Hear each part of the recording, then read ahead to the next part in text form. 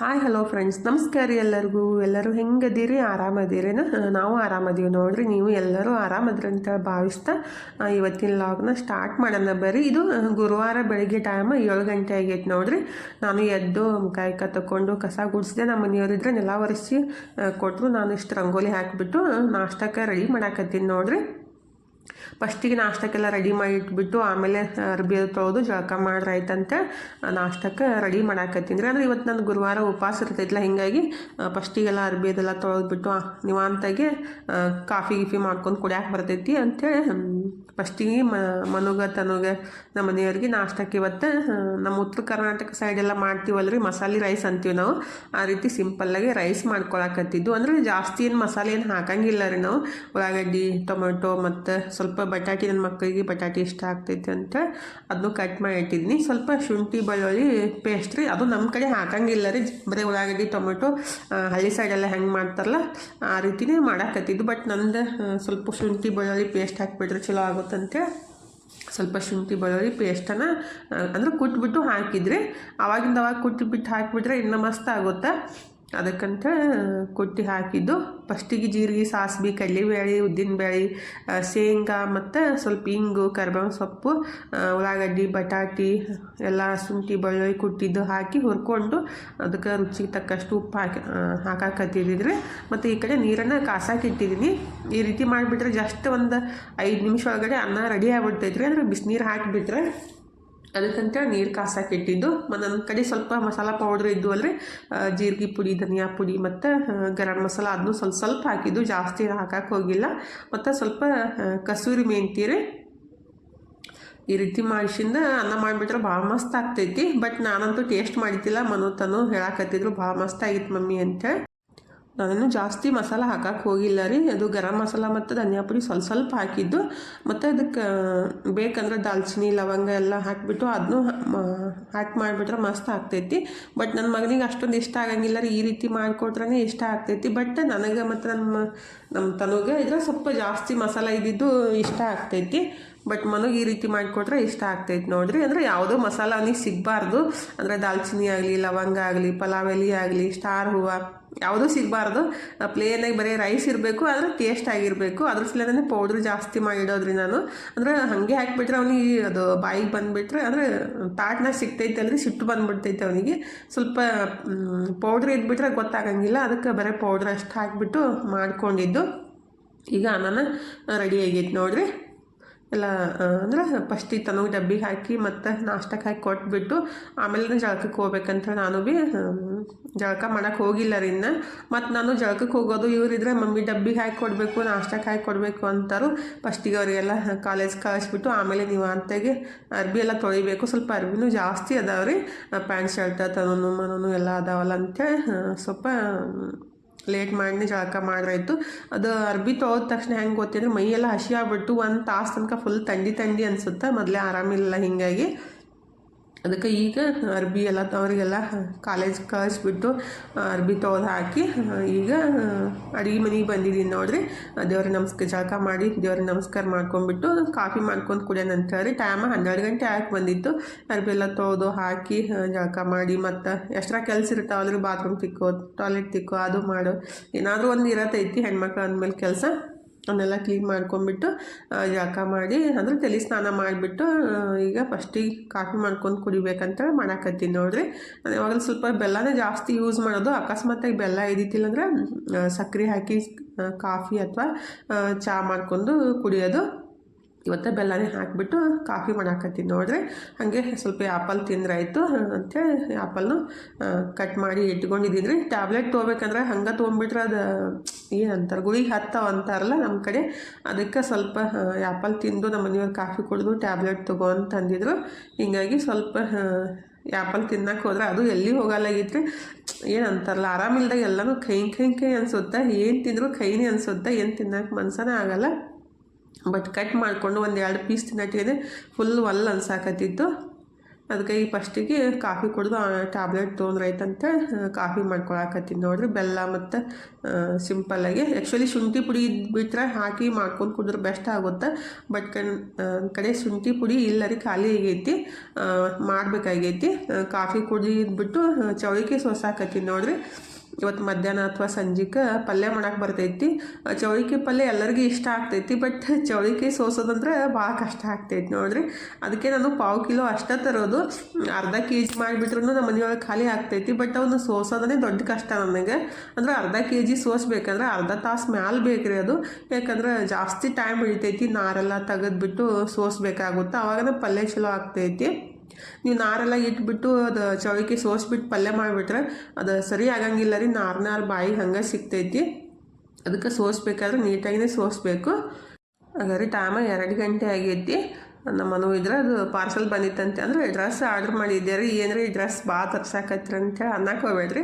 ಯಾಕಂದ್ರೆ ನನ್ನ ಕಡೆ ಡ್ರೆಸ್ ಯಾವೂ ಇಲ್ಲ, ಅಂದರೆ ನೈಟಿನೂ ಇಲ್ಲ, ಡ್ರೆಸ್ಸು ಇಲ್ಲ, ಎಲ್ಲ ಫುಲ್ ಹರಿವಾಗಿಬಿಟ್ಟಿದ್ದು. ಅದಕ್ಕೆ 1-2 ತರಿಸಿದ್ದು, ಮೊನ್ನೆ 1-2 ತರಿಸಿದ್ದು. ಅವಂತೂ ಯಾರಿಗೂ ಇಷ್ಟನೇ ಆಗಿಲ್ಲ.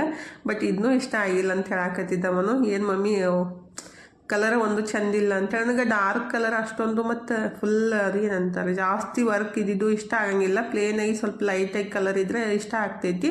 ಅಂದ್ರೆ ಭಾಳ ಹಿಂಗೆ ಏನಂತಾರೆ ನಮ್ಮ ಕಡೆ ಅಂದ್ರೆ ರಬ್ ಕಲರ್ ಇರಬಾರ್ದಂತ ಅನಿಸ್ತೈತಿ ನನಗೆ. ಬಟ್ ಇವತ್ತಂತ ನನ್ನ ಮಗ ಇಟ್ಟು ಫಂಕ್ಷನ್ ಅಂದ್ರೆ ರೀ, ಅಂದ್ರೆ ನಾನು ಸಾಧು ಥರ ಅನ್ಸಾಕತ್ತೀನಂತ ಆ ಥರ ಡ್ರೆಸ್ ಹಾಕ್ಕೊಂಡಿನಂತ. ಜೈಶ್ರೀ ಬಾಬಾ ಕಿ ಜೈ ಹೂ ಅಂತೇಳಿ ಅನ್ನಕತ್ತಿದ್ದ. ಹೀಗಾಗಿ ಫುಲ್ ನಗು ಬರಾಕತ್ತಿತ್ತು. ಅಂದರೆ ಡ್ರೆಸ್ ನೋಡಿಬಿಟ್ಟು ಆ ಥರ ಅನ್ನಕತ್ತಿದ್ದಾರೆ. ಈಗ ಈ ಡ್ರೆಸ್ ನೋಡ್ರಿ ಈ ರೀತಿ ಐತಿ. ಡೈಲಿ ವೇರ್ ಮಾಡೋಕೆ ಇದೇ ರೀತಿ ಇದ್ರೇ ಬೆಸ್ಟ್ ಅನ್ಸೋದ್ರಿ. ಅಂದರೆ ಹೊಲಸೂ ಅಷ್ಟು ಅದು ಕಣ್ಣು ಬರೋಂಗಿಲ್ಲ, ಮತ್ತು ವಾಶ್ ಮಾಡೋಕ್ಕೂ ಈಸಿ ಆಗುತ್ತೆ ಅಂತೇಳಿ ನಾನು ಸಿಂಪಲ್ಲಾಗಿ ಇದ್ದಿದ್ದನ್ನ ತರಿಸಿದ್ದು. ಬಟ್ ಇದಕ್ಕೇನು ಜಾಸ್ತಿ ಅಮೌಂಟ್ ಏನು ಕೊಟ್ಟಿಲ್ಲ ರೀ. 340-50 ರೂಪಾಯಿ ಅಷ್ಟೇ ಕೊಟ್ಟಿದ್ದು.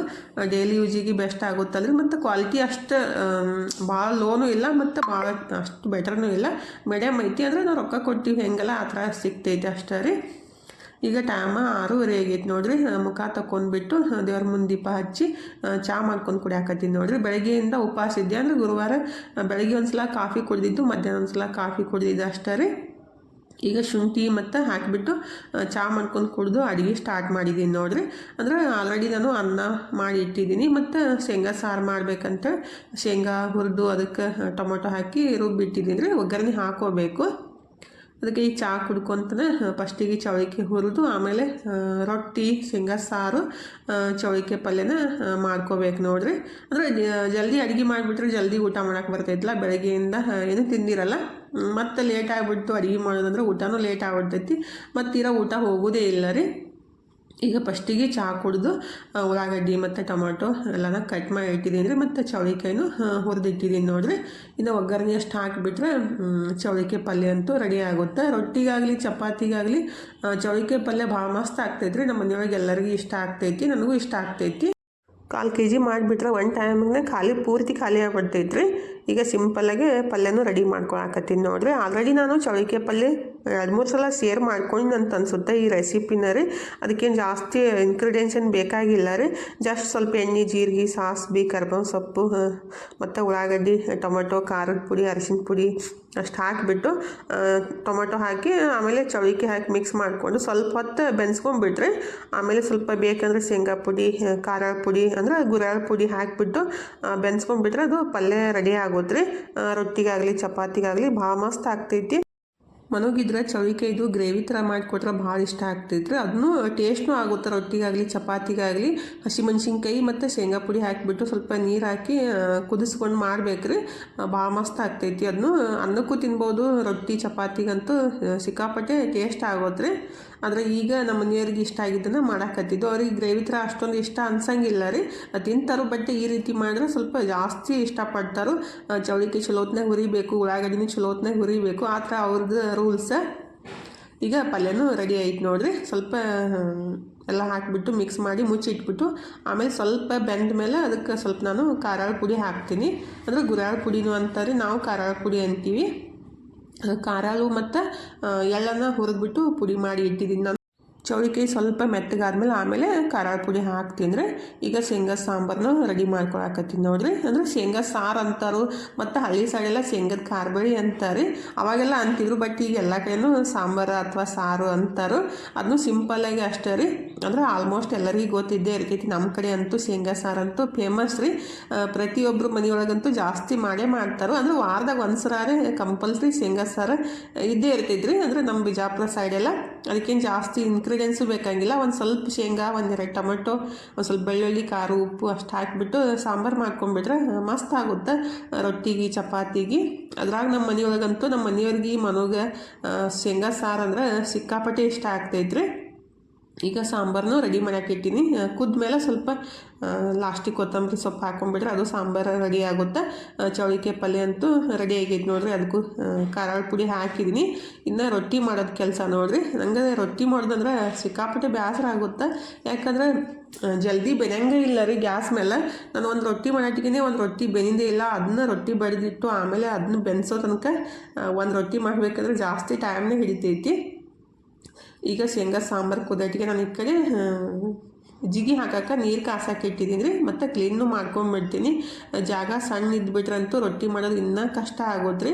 ಅಂದರೆ ರೊಟ್ಟಿ ಮಾಡಿದ ತಕ್ಷಣ ಸ್ವಲ್ಪ ಹಿಟ್ಟೆಲ್ಲ ಜಾಸ್ತಿ ಎಲ್ಲ ಕಡೆ ಸಿಡಿತೈತಲ್ರಿ, ಅದನ್ನೆಲ್ಲ ಕ್ಲೀನ್ ಮಾಡ್ಕೋದು ದೊಡ್ಡ ಕೆಲಸ ಆಗ್ಬಿಡ್ತೈತಿ. ರೊಟ್ಟಿ ಮಾಡೋಕೆ ಹೆಂಗೆ ಗೊತ್ತಿದ್ರೆ ಸ್ವಲ್ಪ ಜಾಗ ದೊಡ್ಡದಾಗಿರಬೇಕು ಮತ್ತು ಆರಾಮಾಗಿ ನೆಲಕ್ಕೆ ಕುಂತು ಮಾಡಿಬಿಟ್ರೆ ರೊಟ್ಟಿನ ಚಲೋ ಆಗ್ತಾವೆ.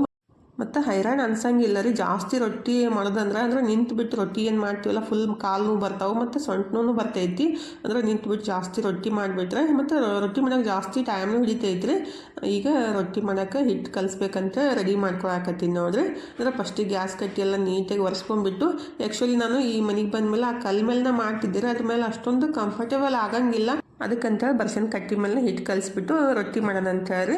ಅದು ಕಲ್ಲು ಮೇಲೆ ಅಷ್ಟೊಂದು ಸರಿಯಾಗಿ ಬರೋಂಗಿಲ್ಲ ರೀ. ಏನಂತಾರದು ಸಣ್ಣದಾಗುತ್ತಲ್ಲ ಹಿಟ್ಟು ಕಲ್ಸಕ್ಕೂ ಜಾಸ್ತಿ ಹಿಟ್ಟು ಕಲ್ಸಕ್ಕೆ ಆಗಂಗಿಲ್ಲ. ಅಷ್ಟೇ ಒಂದು 7 ರೊಟ್ಟಿ ಆದರೆ ನಡೀತೈತಿ. ಸ್ವಲ್ಪ ಒಂದು 15-20 ರೊಟ್ಟಿ ಜಾಸ್ತಿನೇ ಮಾಡ್ಕೊಳಕತ್ತೀನಿ ನಾನು. ಅಂದರೆ ಉಳಿದ್ಬಿಟ್ರೆ ನಾಳೆನೂ ಆಗ್ತಾವಂತೇಳಿ ಜಾಸ್ತಿನೇ ಹಿಟ್ಟು ಕಲಿಸ್ಬಿಟ್ಟು ರೊಟ್ಟಿ ಮಾಡಾಕತ್ತೀನಿ ನೋಡ್ರಿ. ನನ್ನ ಮಕ್ಕಳಿಗಂತೂ ಡೈಲಿ ರೊಟ್ಟಿ ಮಾಡಿಕೊಟ್ರೆ ಅವ್ರಿಗೆ ಇಷ್ಟ ಆಗಂಗಿಲ್ಲ. ನನಗೆ ಇಷ್ಟ ಆಗ್ತೈತೆ ರೊಟ್ಟಿ, ಬಟ್ ನಾನು ಒಬ್ಬಕ್ಕಿಂಸಲಿಂದ ರೊಟ್ಟಿ ಮಾಡ್ಕೊಳ್ಳೋದು ಆಗಂಗಿಲ್ಲ ರೀ. ರೊಟ್ಟಿ ತಿನ್ನೋದೇ ಆರೋಗ್ಯಕ್ಕೆ ಒಳ್ಳೆಯದು ಮತ್ತು ಫ್ಯಾಟ್ನೂ ಜಾಸ್ತಿ ಬರೋಂಗಿಲ್ಲ ರೀ. ನೀವು ಎಷ್ಟೇ ಹೊಟ್ಟೆ ತುಂಬ ರೊಟ್ಟಿ ತಿಂದ್ರೂ ಫ್ಯಾಟ್ ಬರೋಂಗಿಲ್ಲ ರೀ. ಅಂದರೆ ದಪ್ಪ ಆಗಂಗಿಲ್ಲ ಮನುಷ್ಯ.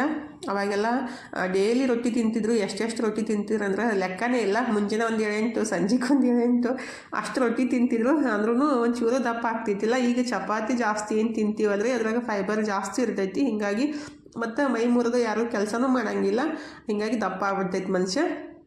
ರೊಟ್ಟಿ ತಿಂದಷ್ಟೇ ಬೆಸ್ಟ್. ಕರೆ ಮಕ್ಕಳಿಗಂತೂ ರೊಟ್ಟಿ ಅಂದರೆ ಚೂರು ಇಷ್ಟ ಆಗಂಗಿಲ್ಲ ರೀ. ಅದ್ರಾಗ ನನ್ನ ಮಗಳಿಗಂತೂ ರೊಟ್ಟಿ ಅಂದರೆ ಸಾಕು, ಸಿಕ್ಕಾಪಟ್ಟೆ ಬೇಜಾರು ಮಾಡ್ಕೊತಾಳು. ಆದರೆ ಸ್ವಲ್ಪ ಕಟಕ್ಕೆ ರೊಟ್ಟಿ ಮಾಡಿಕೊಟ್ರೆ ಇಷ್ಟ ಆಗ್ತೈತ್ರಿ. ಶೇಂಗಾ ಸಾಂಬಾರು ಸಂಗಟ ತಿಂತಾ ಅಂತ ಶೇಂಗಾ ಸಾಂಬಾರನ್ನು ಮಾಡಿದ್ದು. ಈಗ ಜಿಗಿಟ್ ಹಾಕಿಬಿಟ್ಟು ಹಿಟ್ಟು ಕಲ್ಸಾಕತ್ತೀನಿ ನೋಡ್ರಿ. ಇವತ್ತು ನಾನು ಯಾವ ರೀತಿ ರೊಟ್ಟಿ ಮಾಡ್ತೀನಿ ಅಂತ ನಿಮ್ಮ ಸಂಗಟ ಶೇರ್ ಮಾಡ್ಕೊತೀನಿ ರೀ. ಯಾಕಂದರೆ ಭಾಳ ಜನ ಕೇಳಿದ್ರಿ ರೊಟ್ಟಿ, ಜೋಳದ ರೊಟ್ಟಿ ಹೆಂಗೆ ಮಾಡೋದು ತೋರಿಸ್ಕೊಡ್ರಿ ಅಂತ. ಅಂದ್ರೆ ನಮ್ಮ ಕಡೆ ಎಲ್ಲರಿಗೂ ಗೊತ್ತಿರ್ತೈತ್ರಿ. ಅವರು ಮತ್ತೆ ಬಯಕ್ಕೆ ಹೋಗ್ಬೇಡ್ರಿ, ಏನು ದೊಡ್ಡ ಇದ್ದೇ ಕಲ್ಸಾಕತ್ತೀವ ಮತ್ತು ನಮಗೇನು ರೊಟ್ಟಿ ಬರೋಂಗಿಲ್ಲ ಅಂತೇಳಿ ಗೊತ್ತಿಲ್ಲಾರ್ದವ್ರಿಗೆ ಹೇಳಿದ್ದೆ ಅಷ್ಟೇ ರೀ. ಅಂದರೆ ನೀವು ಅಕಸ್ಮಾತ್ ನಿಮ್ಗೆ ಗೊತ್ತಿದ್ರೆ, ನೀವು ರೊಟ್ಟಿ ಒಳಗೆ ಪಂಡಿತರು ಇದ್ರೆ ಅಂದರೆ ಸ್ಕಿಪ್ ಮಾಡಿಬಿಟ್ಟು ನೋಡ್ಬೋದು. ಅಂದರೆ ನಮ್ಮ ಕಡೆ ಎಲ್ಲರೂ ರೊಟ್ಟಿ ಒಳಗೆ PhD ಮಾಡಿದವರು ಇರ್ತಾರೆ. ಯಾಕಂದರೆ ಸಣ್ಣವ್ರು ಇದ್ಕೊಂಡು ರೊಟ್ಟಿ ಮಾಡ್ಕೊತಾನೆ ಬಂದಿರ್ತಾರಲ್ಲ, ಹೀಗಾಗಿ ಅವರಿಗೆ ಎಲ್ಲರಿಗೆ ಆಲ್ಮೋಸ್ಟ್ ಈಜಿ ಆಗ್ಬಿಡ್ತೈತ್ರಿ ಸಣ್ಣವ್ರು ಇದ್ಕೊಂಡು ಮಾಡ್ಕೊತ ಬಂದವ್ರಿಗೆ. ಅಂದರೆ ಗೊತ್ತಿಲ್ಲಾರ್ದವ್ರಿಗೆ ಹೇಳಾಕತ್ತಿದ್ದೆ ಅಷ್ಟೇ. ಜಿಗಿಟ್ ಹಾಕಿಬಿಟ್ಟು ಚಲೋ ಹೊತ್ನಾಗೆ ನಾದ್ಕೋಬೇಕು ನೋಡ್ರಿ. ಅಂದ್ರೆ ಜಿಗಿಟ್ ಇದ್ಬಿಟ್ರೆ ಜಾಸ್ತಿ ಜಿಗಿ ಹಾಕೋ ಅವಶ್ಯಕತೆ ಇಲ್ಲ. ಒಂದೊಂದು ಜಾದ ಮೇಲೂ ಡಿಫೆಂಡ್ ಇರ್ತೈತಿ ರೀ ಮತ್ತು ಬೀಸೋದ್ರ ಮೇಲೂ ಡಿಫೆಂಡ್ ಇರ್ತೈತಿ. ದಪ್ಪ ಬೀಸ್ಬಿಟ್ರೆ ರೊಟ್ಟಿ ಸರಿ ಬರೋಂಗಿಲ್ಲ ಮತ್ತು ಜಿಗಿಟ್ ಇರ್ಲಿಕ್ಕೂ ರೊಟ್ಟಿ ಸರಿ ಬರೋಂಗಿಲ್ಲ ರೀ. ಅದ್ರಾಗ ನಾವು ಏನು ಬಡದು ರೊಟ್ಟಿ ಮಾಡ್ತೀವಲ್ಲ, ಹಿಟ್ಟೇನೈತಲ್ಲ ಹದವಾಗಿರಬೇಕು ಮತ್ತು ದಪ್ಪನೂ ಬೀಸಬಾರ್ದು ಮತ್ತು ಫುಲ್ ಸಣ್ಣು ಬೀಸಬಾರ್ದು. ಆ ಥರ ಭಾಳ ಏನಂತಾರಲ್ಲ ಡಿಫಿಕಲ್ಟ್ ಇದ್ದಂಗೆ ಇರ್ತೈತಿ ರೊಟ್ಟಿ ಮಾಡೋದು.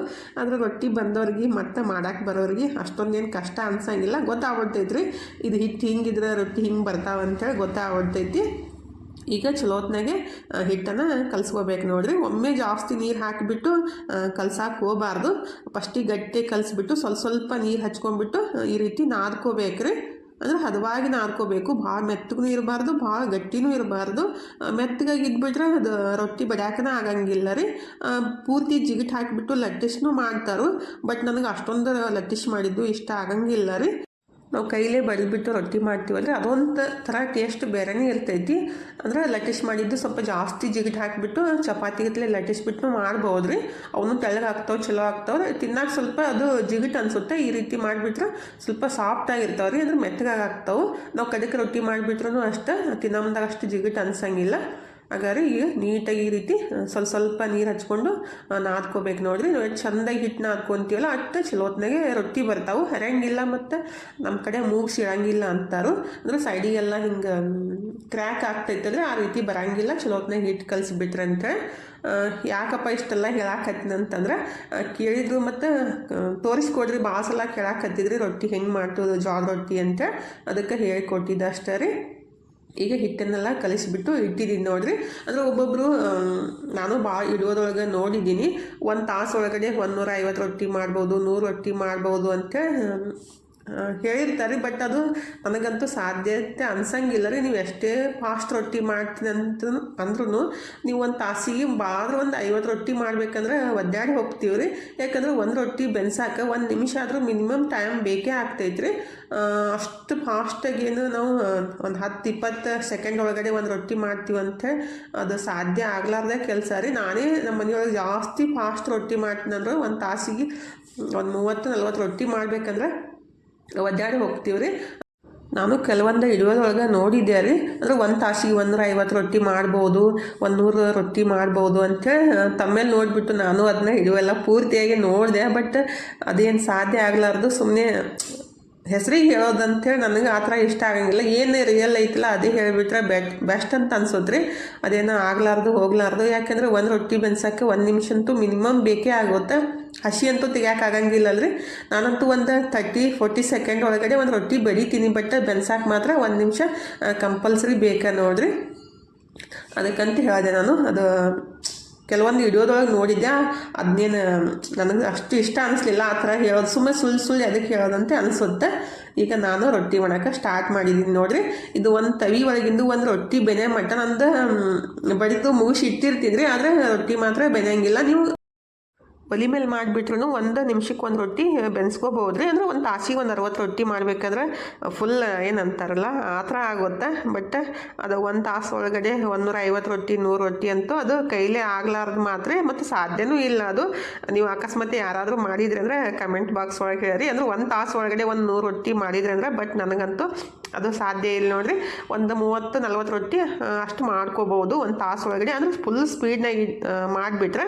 ಮತ್ತು ನಾನು ಒಂದೊಂದ್ಸಲ 2 ತವಿ ಇಟ್ಬಿಟ್ಟು ಮಾಡ್ತೀನಿ ರೀ. 1 ತಾಸಿಗೆ 30-40 ರೊಟ್ಟಿ ಆಗ್ತಾವೆ. ಅಂದರೆ ಜಾಸ್ತಿ ಜನ ಇದ್ದಾಗ ಮತ್ತು ಸಜ್ಜಿ ರೊಟ್ಟಿ ಮಾಡಬೇಕಾದಾಗ 2 ಕಡೆ ತವಿ ಇಟ್ಬಿಟ್ಟು 1 ತಾಸಿಗೆ 40 ರೊಟ್ಟಿ ಅಷ್ಟು ಮಾಡ್ತೀನಿ. ಈಗ ರೊಟ್ಟಿನ ಈ ರೀತಿ ಬೆನ್ಸ್ಕೋಬೇಕು ನೋಡಿರಿ. ಸ್ವಲ್ಪ ಒತ್ತಿ ಬೆನ್ಸ್ಬಿಟ್ರೆ ಸ್ವಲ್ಪ ಬಿರುಸು ಆಗ್ತಾವೆ. ಮತ್ತು ನಮಗೆ ಮೆತ್ತಗೆ ಸಾಫ್ಟಾಗಿ ರೊಟ್ಟಿ ಬೇಕಪ್ಪ ನಮ್ಗೆ ಅಲ್ಲಿಲ್ಲ ಅಂತಂದ್ರೆ ಸ್ವಲ್ಪ ದಿಪ್ಪಾಗಿ ಮಾಡಿಬಿಟ್ಟು ಹೊಟ್ಟೆ ಉಬ್ಬಿಸಿ ಮಾಡ್ಕೋಬೋದು ರೀ. ನಮ್ಮ ಮನೆಯೊಳಗೆ ಹೊಟ್ಟೆ ಉಬ್ಬಿಸಿದ ಅಷ್ಟೊಂದು ಇಷ್ಟಪಡೋಂಗಿಲ್ಲ. ಈ ರೀತಿ ಸ್ವಲ್ಪ ಅದನ್ನ ಬಿರುಸಾಗಿ ಬೆನ್ಸ್ಕೊಂಡ್ಬಿಟ್ರೆ ಇಷ್ಟಪಡ್ತಾರಂತ ನಾನು ಸ್ವಲ್ಪ ತೆಳ್ಳಗೆ ಮಾಡಿಬಿಟ್ಟು ಅದನ್ನ ಒಂದರ ಬಿಲಿ ಒತ್ತಿ ಬೆನ್ಸ್ಬಿಟ್ರೆ ಸ್ವಲ್ಪ ಬಿರುಸು ಆಗ್ತಾವ್ರಿ. ತಿನ್ನಮ್ದಾಗ ರುಚಿನೂ ಅನ್ನಿಸ್ತಾವೆ. ಅಂದ್ರೆ ಹಲ್ಲಿದ್ದವ್ರಿಗೆ ರುಚಿ ಅನ್ನಿಸ್ತಾವ್ರಿ, ಹಲ್ಲಿಲ್ಲಾರ್ದವ್ರಿಗೆ ಸ್ವಲ್ಪ ದಿಪ್ಪಾಗಿ ಮಾಡಿಬಿಟ್ಟು ಹೊಟ್ಟೆ ಉಬ್ಬಿಸಿ ಮಾಡಿಕೊಡ್ಬೇಕು. ಮತ್ತು ಹಾಲದೊಳಗೆ ಹಾಕೊಂಡು ತಿನ್ನಬೇಕು ಅಂತಂದ್ರೆ ಅದನ್ನೂ ಸ್ವಲ್ಪ ಮೆತ್ತಗೆ ಮಾಡ್ಕೋಬೇಕ್ರಿ. ಈಗ ರೊಟ್ಟಿನ ಈ ರೀತಿ ಮಾಡಾಕತ್ತೀನಿ ನೋಡಿರಿ. ಅಂದರೆ ನಾ ರೊಟ್ಟಿ ಮಾಡೋದು ನಿಮಗೆ ಇಷ್ಟ ಆಗೈತಿ ಇಲ್ಲ ಅಂತೇಳಿ ಕಮೆಂಟ್ ಬಾಕ್ಸ್ ಒಳಗೆ ಹೇಳೋದು ಮರ್ಯಾಕೆ ಹೋಗ್ಬೇಡ್ರಿ. ಆಲ್ಮೋಸ್ಟ್ ಎಲ್ಲರೂ ಇದೇ ರೀತಿ ಮಾಡ್ತಾರೆ ನಮ್ಮ ಕಡೆ ರೀ. ಅಂದರೆ ನನಗೇನು ಮಹಾವಿದ್ಯೆ ಬರ್ತೈತೆ ಅಂತ ನಾನು ಹೇಳಾಕತ್ತಿಲ್ಲ. ಬಟ್ ಭಾಳ ಜನಕ್ಕೆ ಅನ್ಸುತ್ರಿ 1 ತಾಸು ಒಳಗಡೆ 100 ರೊಟ್ಟಿ ಮಾಡ್ಬೋದಾ, ಹೆಂಗೆ ಮಾಡ್ಬೋದು ಅಂತ ಅಂತಾರಲ್ಲ. ಅದಕ್ಕಂತ ಹೇಳಿದೆ ನಾನು, ಅದಂತೂ ಸಾಧ್ಯ ಇಲ್ಲ ಅಂತೇಳಿ. ಬಟ್ ಸಾಧ್ಯ ಆಗಿದ್ರೆ ನೀವು ಮಾಡಿದ್ರಿ ಅಂದ್ರೆ ಕಮೆಂಟ್ ಬಾಕ್ಸ್ ಒಳಗೆ ಖಂಡಿತ ತಿಳಿಸ್ರಿ. ಮತ್ತು ನೀವು ಹೆಂಗೆ ಮಾಡ್ತೀರ ನನಗೂ ಹೇಳ್ಕೊಡ್ರಿ, ನಾನು ಕಲಿತೀನಿ. ಯಾಕಂದರೆ ಜೀವನ ಪರ್ಯಂತ ಕಲ್ತ್ರೂ ಅದೇನು ಮುಗಿಲಾರ್ದ ರೀ. ಅಂದರೆ ನನಗೂ ರೊಟ್ಟಿ ಫಾಸ್ಟೇ ಮಾಡಬೇಕು, ಜಾಸ್ತಿ ರೊಟ್ಟಿ ಮಾಡ್ಬೇಕಂತ ಅನಿಸುತ್ತೆ. ಬಟ್ ನನ್ನ ಕಡೆ ಆಗಂಗಿಲ್ಲ ರೀ. 1 ತಾಸಿಗೆ 30-40 ರೊಟ್ಟಿ ಮಾಡ್ಬೇಕಾದ್ರೆ ಫುಲ್ ಹೈರಾಣ ಅನಿಸುತ್ತೆ. ನೀವು ಮಾಡಿದ್ರಿ ಅಂದ್ರೆ ಖಂಡಿತ ಕಮೆಂಟ್ ಬಾಕ್ಸ್ ಒಳಗೆ ಹೇಳ್ರಿ. ಈಗ ಹೆಂಗಾಗೈತಿ ಗೊತ್ತೇನ್ರಿ, ರೊಟ್ಟಿ ಮಾಡಕ್ಕೂ ಬೇಸರ ಆಗೈತಿ, ತಿನ್ನಕ್ಕೂ ಬೇಸರ ಆಗೈತಿ. ಆ್ಯಕ್ಚುಲಿ ರೊಟ್ಟಿ ತಿನ್ಬೇಕಂತ ಚಲೋ ಅಂತ ಗೊತ್ತಿದ್ರು ನಮ್ಗೆ ರೊಟ್ಟಿ ತಿನ್ನಕ್ಕೆ ಮನಸ್ಸಿರಂಗಿಲ್ಲ ರೀ. ಬೇರೆದು ಏನಾರು ಚುಮ್ಮರಿಸಲ ತಿಂದೆ, ಚೂಡಾ ತಿಂದೆ, ಪಿಜ್ಜಾ ತಿಂದೆ, ಬರ್ಗರ್ ತಿಂದೆ. ಆಲ್ಮೋಸ್ಟ್ ಬಿಜಾಪುರದಾಗಿರೋರು, ಸಿಟಿ ಒಳಗಿರೋರು 90% ಜನ ಹಂಗೆ ಮಾಡೋದು. ಫೈನಲಿ ನನ್ನ ರೊಟ್ಟಿ ಎಲ್ಲ ಕಂಪ್ಲೀಟ್ ಆಯ್ತು ನೋಡಿರಿ. ಇಷ್ಟು ರೊಟ್ಟಿ ಮಾಡಿದ್ದು ಎಷ್ಟು ಅದಾವ ಅಂತೇಳಿ ನಾನು ಎಣ್ಸಕ್ಕೆ ಹೋಗಿಲ್ಲ. ಎಣಿಸ್ಬಾರ್ದಂತ ಹೇಳ್ತಾರೋ. ಅವಾಗ ನಮ್ಮ ಅಜ್ಜಿ ಅದು ಅಂತಿದ್ರು, ರೊಟ್ಟಿ ಎಣ್ಸಕ್ಕೆ ಹೋಗಬಾರ್ದು, ಕಮ್ಮಿ ಆಗ್ತಾವಂತೇಳಿ. ಬಟ್ ಅದು ಎಷ್ಟು ನಿಜಾನೋ ಸುಳ್ಳು ಗೊತ್ತಿಲ್ಲ. ಬಟ್ ದೊಡ್ಡವ್ರು ಹೇಳಿದ ಮಾತು ನಾವು ಅವಾಗ ಕೇಳ್ತಿದ್ವಿ. ಆದರೆ ಈಗಿನ ಮಕ್ಕಳು ಹಂಗಲ್ಲ ರೀ, ಏನೇ ಹೇಳ್ರಿ ಅದಕ್ಕೆ ರೀಸನ್ ಕೊಟ್ಬಿಟ್ಟನೇ ಹೇಳಬೇಕು. ಅಂದರೆ ಈಗಿನ ಜನ್ರೇಷನ್ ಒಳಗೆ ಆ ಥರ ರೀ. ಈಗ ಎಲ್ಲ ಅಡುಗೆ ಆಯ್ತು ನೋಡಿರಿ. ಅಂದರೆ ರೊಟ್ಟಿ ಅಷ್ಟು ಮಾಡಿದ್ದೆ, ಮೊದಲೇ ಅನ್ನ ಸಾಂಬಾರು ಪಲ್ಯ ಅಷ್ಟು ಮಾಡಿದ್ದೆ ಆದರೆ ತಂದು ಇಡಾಕತ್ತೀವಿ ನಾನು ಮತ್ತು ಮನು. ಇನ್ನೂ ಊಟ ಮಾಡ್ಬೇಕ್ರಿ. ಇಷ್ಟೆಲ್ಲ ಮಾಡಿಬಿಟ್ಟು ಊಟ ಮಾಡ್ಬೇಕಂದ್ರೆ ಮನಸ್ಸೇ ಇಲ್ಲಾರ್ದಂಗೆ ಆಯಿತು. ಯಾಕೆ ಗೊತ್ತೇನ್ರಿ, ನಮ್ಮ ಮನೆಯವ್ರಿಗೆ ಫೋನ್ ಹಚ್ಚಿಬಿಟ್ರೆ ಇನ್ನೂ ಬರೋಂಗಿಲ್ಲ, ಲೇಟ್ ಮಾಡ್ತೀನಿ ಅಂತ ಅಂದ್ರಲ್ಲ, ಸಿಕ್ಕಾಪಟ್ಟೆ ಬೇಜಾರಾಯಿತು. ಅವರೊಬ್ರು ಇದ್ಬಿಟ್ರೆ ನನಗೊಂಥರ ಖುಷಿ ಅನಿಸುತ್ತೆ ಊಟ ಮಾಡಾಕ್ರಿ. ಅವ್ರು ಬರಲ್ಲ ಅಂತಂದ್ರೆ ಬ್ಯಾಸರ ಅನ್ಸಾಕತ್ತಿತ್ತು ಮತ್ತು ಆರಾಮಿಲ್ದಂಗೆ ಅನಿಸ್ಬಿಟ್ಟಿದ್ರಿ. ಒಮ್ಮೆ ಸಡನ್ನಾಗಿ ರೊಟ್ಟಿ ಮಾಡೋಕ್ಕೆ ಮೈ ಕೈ ನೋವು ಸ್ಟಾರ್ಟ್ ಆಗಿಬಿಟ್ಟಿತ್ತು. ಮತ್ತು ಗುರುವಾರ ರಾತ್ರಿ ಅಂತೂ ಸಿಕ್ಕಾಪಟ್ಟೆ ತ್ರಾಸಾಗೈತೆ ರೀ. ಅಂದರೆ ಊಟ ಊಟ ಮಾಡಿಬಿಟ್ಟು ಟ್ಯಾಬ್ಲೆಟ್ ತೊಗೊಂಡ್ಬಿಟ್ಟು ಮನ್ಕೊಂಡ್ಬಿಟ್ರೆ ರಾತ್ರಿ 11 ಗಂಟೆ ಮ್ಯಾಲೆ ರೀ ಥಂಡಿ ಜ್ವರ ಆಗಿಬಿಟ್ಟು ಫುಲ್ಲೆಲ್ಲ ಇಷ್ಟು ತ್ರಾಸು ಮಾಡ್ಕೊಂಡಿನಿಲ್ಲ, ಸಿಕ್ಕಾಪಟ್ಟೆ ತ್ರಾಸು ಮಾಡಿಕೊಂಡೆ ನಾನು. ಈಗ ಊಟ ಮಾಡಾಕತ್ತೀವಿ ನೋಡಿರಿ. ನಮ್ಮ ಮನೆಯವ್ರು ಬರಲಾರ್ದಕ್ಕೆ ಸ್ವಲ್ಪ ಬೇಸರನೂ ಅನ್ಸಾಕತ್ತಿತ್ತು. ಮನೋತನು ಮತ್ತು ನಾನು ಊಟ ಮಾಡಾಕತ್ತೀವಿ ನೋಡಿರಿ. ಊಟ ಮಾಡೋಣ ಬರ್ರಿ. ಇವತ್ತು ನೀಡೋನ ಇಲ್ಲೇ ಮುಗಿಸೋದ್ರಿ. ಇವತ್ತು ನೀಡೋ ನಿಮ್ಗೆ ಹೆಂಗೆ ಅನಿಸ್ತಂತ ಕಮೆಂಟ್ ಬಾಕ್ಸ್ ಒಳಗೆ ಹೇಳೋದು ಮರ್ಯಾಕೆ ಹೋಗ್ಬೇಡ್ರಿ. ಇಷ್ಟ ಆಗಿದ್ರೆ ಒಂದು ಲೈಕ್ ಮಾಡಿರಿ. ಮತ್ತು ಇನ್ನೂ ಯಾರೆಲ್ಲ ಸಬ್ಸ್ಕ್ರೈಬ್ ಮಾಡ್ಕೊಂಡಿಲ್ಲ ಪ್ಲೀಸ್ ಸಬ್ಸ್ಕ್ರೈಬ್ ಮಾಡ್ಕೊಂಡೆ ಸಪೋರ್ಟ್ ಮಾಡಿರಿ. ಇಷ್ಟೋ ತನಕ ವಿಡಿಯೋ ನೋಡಿದ್ದಕ್ಕೆ ತಮ್ಮೆಲ್ಲರಿಗೂ ತುಂಬ ಹೃದಯದ ತುಂಬ ಧನ್ಯವಾದಗಳು ರೀ. ಥ್ಯಾಂಕ್ ಯು ಫಾರ್ ವಾಚಿಂಗ್ ರೀ. ಬಾಯ್ ರೀ ಎಲ್ಲರಿಗೂ. ನಮಸ್ಕಾರ ರೀ. ಹೋಗಿ ಬರ್ತೀವಿ ರೀ. ಮತ್ತೆ ಹೊಸ ಲಾಗ್ ಜೊತೆಗೆ ಸಿಗ್ತೀವಿ ರೀ.